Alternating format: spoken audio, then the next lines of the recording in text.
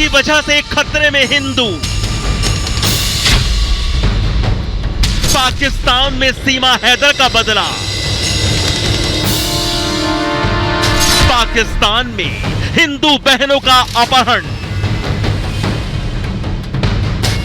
Kidnap कर बनाया मुसलमान। भारत में सीमा हैदर, पाक में हिंदुओं का टॉर्चर। पाकिस्तान में प्यार की कोई औकात नहीं, प्यार को गैरत का नाम देके खत्म किया जाता है। वहां मेरी मौत इंतजार कर रही है, जिल्लत की मौत पाकिस्तान में। हिंदुस्तानी सचिन मीणा के प्यार में अवैध तरीके से भारत में घुसने वाली सीमा हैदर अपने बयानों से पहले ही पाकिस्तान की खौफनाक सच्चाई बयां कर चुकी है।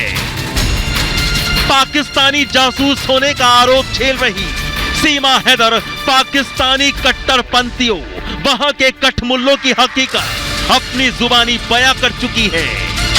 सीमा हैदर कहती है पाकिस्तान अगर वो वापस गई तो मार देंगे।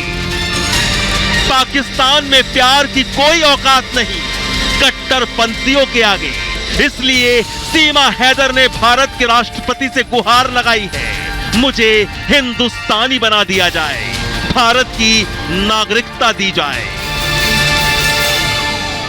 सचिन मीणा की याचिका हमने माननीय महामहिम देश की राष्ट्रपति महोदय के यहाँ लगाई है, जिसमें हमने मांग की है जैसे इस देश में अन्य नागरिकों को समय समय पर नागरिकता दी गई है, इसी तरह से सीमा सचिन को भी, क्योंकि अब वो भारत की नागरिकता की तरफ है।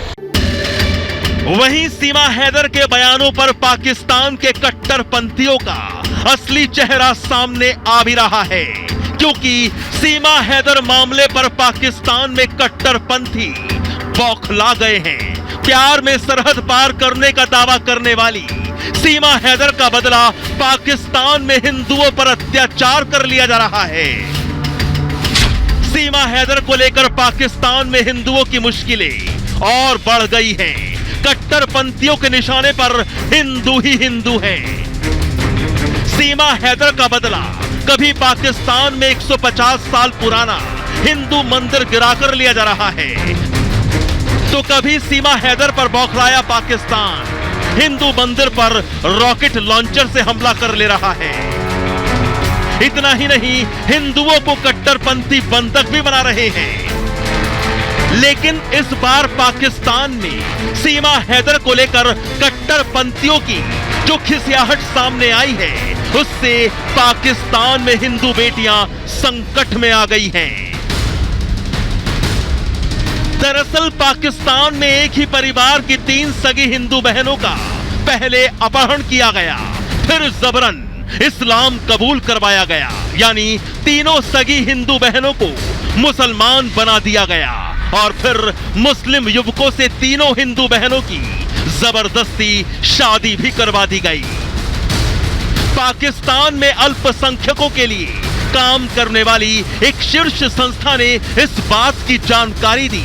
जानकारी के मुताबिक तीनों बहनें सिंध प्रांत के एक हिंदू कारोबारी की बेटियां हैं। ये घटना खारकी इलाके की है। आपको बता दें कि भारत में घुसपैठ करने वाली सीमा हैदर पाकिस्तान के सिंध प्रांत की रहने वाली है, और जब से सीमा हैदर भारत आई है, तब से सिंध प्रांत में हिंदू निशाना बनाए जा रहे हैं।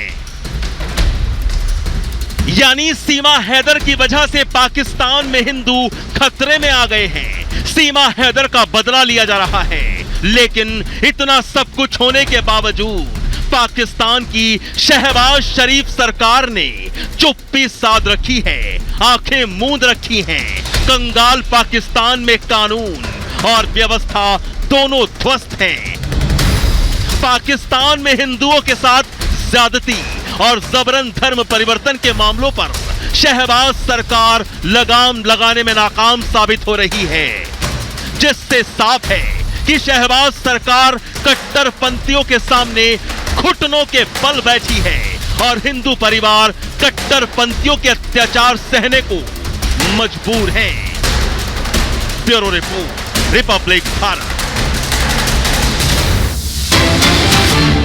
और एक बड़ी खबर इस वक्त आ रही है, सीमा के भारत आने से जुड़ी हुई ये बड़ी खबर है। नेपाल से भारत मैत्री बस से आई थी सीमा ने बस स्टाफ को खुद को भारतीय बताया था, भारतीय आईडी कार्ड दिखाया था। सिद्धार्थनगर बॉर्डर से भारत आई थी दरअसल सीमा। ये वो तमाम बातें जो सीमा से जुड़ी सामने आ रही है, और क्या कुछ तमाम चीजें निकलकर सामने आई है बता रहे हैं हमारे सहयोगी साहिल इस रिपोर्ट के जरिए। सीमा हैदर मामले में यूपी एटीएस हर एंगल से मामले की जांच करने में जुटी हुई है। तमाम इस केस से जुड़े लोगों से पूछताछ कर रही है। फिलहाल नया खुलासा ये हुआ है कि 12 मई को सीमा हैदर पोखरा नेपाल से सृष्टि ट्रैवल की बस में सवार होकर दिल्ली पहुंची थी। जैसे ही जानकारी रिपब्लिक भारत के हाथ लगी तो रिपब्लिक भारत की टीम दिल्ली के सरोजी नगर इलाके में पहुंचती है और सृष्टि ट्रैवल के जो मालिक हैं यहाँ के, उनसे जब बातचीत करी फ़ोन कॉल पे, तो राजू नाम के मालिक ने यही जानकारी दी कि इनका जो एक ब्रांच है वो पोखरा नेपाल में बनी हुई है। 11 मई के दिन सीमा हैदर ने वहीं की ब्रांच से संपर्क किया था और उसी सिलसिले में यूपी एटीएस ने बीते दिन पोखरा नेपाल में जो इनकी ब्रांच बनी हुई है सृष्टि ट्रैवल की, वहाँ के ड्राइवर और कंडक्टर को पूछताछ के लिए यूपी एटीएस दफ्तर में बुलाया था और सीमा हैदर से जुड़े मामले में कई सवाल किए थे। क्योंकि ये जानकारी सूत्रों के मुताबिक मिल रही है कि सीमा हैदर से जब कंडक्टर ने पूछा कि आपके पास वोटर आईडी कार्ड है, क्या आप भारतीय नागरिक है, तो उसमें सीमा हैदर ने कंडक्टर को यही जानकारी दी कि वो भारतीय नागरिक है और उसके पास वोटर आईडी कार्ड है। जब उसको नेपाल भारत के बॉर्डर पे रोका जाएगा वो अपना वोटर आईडी कार्ड दिखाएगी, लेकिन जब बस बॉर्डर से क्रॉस होती है तो वहाँ पर वोटर आईडी कार्ड नहीं मांगा जाता और बहुत ही आसानी से सीमा हैदर जो है सृष्टि ट्रैवल की बस में सवार होकर भारत में दाखिल हो जाती है। तो साहिल की रिपोर्ट आप देख रहे थे ग्राउंड से। प्रियंका शर्मा हमारी सहयोगी भी लगातार हमारे साथ बनी हुई है। प्रियंका, आप देखिए, मैत्री बस से जिस बस से सीमा आई थी, भारतीय वोटर आईडी कार्ड सीमा ने दिखाया था। पाकिस्तान की सीमा, भारतीय नागरिकता नहीं है, फिर कैसे वोटर आईडी कार्ड बना दिया?